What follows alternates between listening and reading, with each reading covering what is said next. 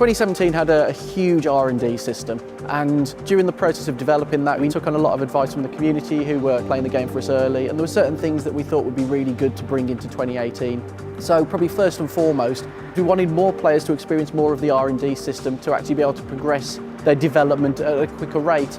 So we've made significant changes to the pricing structure.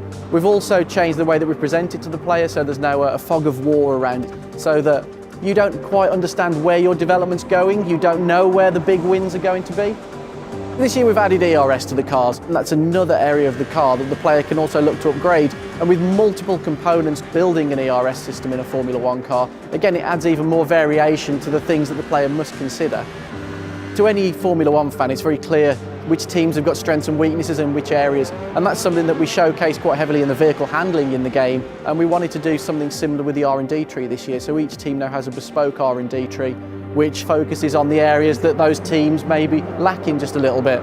Something that we've brought in this year is it's something that's very inspired by what happens in the sport, and that's a rule change. Regularly in Formula One, so every sort of 4 or 5 years, there's a significant rule change, and the teams have to readdress how they build their cars and change things quite significantly. And that's something we wanted the player to experience, with obviously the key gameplay mechanic from that being, you start the next season, first race at Melbourne, you don't know where the other teams are going to be. And that's amazing to see that reset in the performance.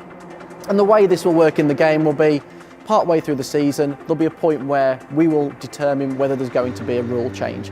Your R&D guy will speak to you about it, and at this point you need to start determining which areas of the development you want to conserve. Listen up everyone.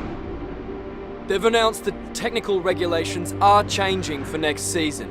There's a risk a lot of our hard work could be undone if we're not careful. I may have spent a fortune on my wings, and I think next season I'm worried that that reset might impact on my wings. So rather than losing all of that hard work, I can start spending credits on protecting the work we've done. So it's essentially future-proofing upgrades that you've made for the following season. The AI have to work in exactly the same way. So each of the teams will be going through exactly the same thought process as the player. Do I spend money on upgrading the car as quickly as possible? Do I look at saving some credits just in case there's a rule reset and I want to conserve my R&D? And that's why every season we'll see a huge change in the orders. We were only testing this the other day to see a team that was at the top start the next season mid-table. And it's really cool to be able to see that. It makes every season unique, and it really does drive you to want to do season after season.